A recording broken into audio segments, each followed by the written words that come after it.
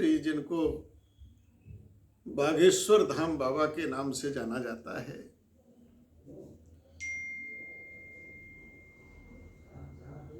मैंने जितना उनके बारे में अभी तक देखा है, पढ़ा है, सुना है, तो चमत्कारों की कोई ऐसी बात उनके मुख से नहीं आई। उन्होंने किसी को ये नहीं कहा कि मैं ठीक कर दूंगा या मैं तुम्हें रोग से मुक्त कर दूंगा।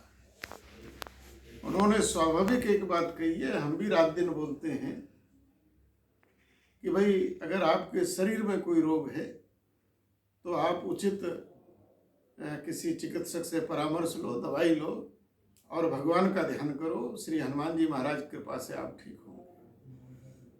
और कहीं ना कहीं दुनिया का जो चिकित्सक है, डॉक्टर है, वो भी एक स्टेज में आकर लोगों को यही कहता है, मरीजों को, कि भाई दवाई तो हम दे रहे हैं, बाकी सब उसके हाथ में है। और जहां तक चमत्कार है, चमत्कार तो ये संसार ही चमत्कार है, ये अपने आप में पूरा चमत्कार है। सूर्य है, चंद्रमा है, ग्रह हैं, नक्षत्र हैं, ब्रह्मांड है, सब चमत्कार के अंग हैं। और संसार के हर संस्कृति में सिद्धियां हैं, उन सिद्धियों के लिए लोग साधना करते हैं। हमारे यहाँ भी अष्ट सिद्धि नवनिधियों का वर्णन आता है। यंत्र, तंत्र और मंत्र ये साधना के विषय हैं और ये ब्रह्मांड पूरा रहस्य में है।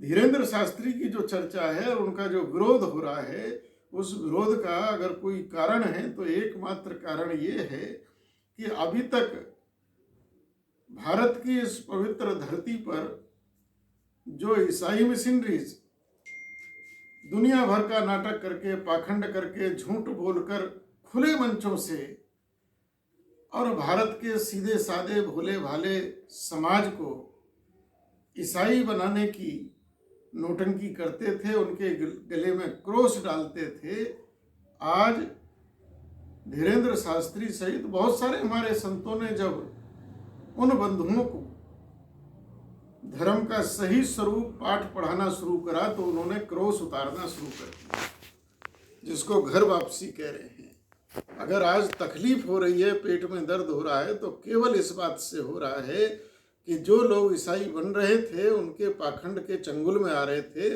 वो वापस अपने मूल धर्म में क्यों जा रहे हैं। विषय यहाँ है।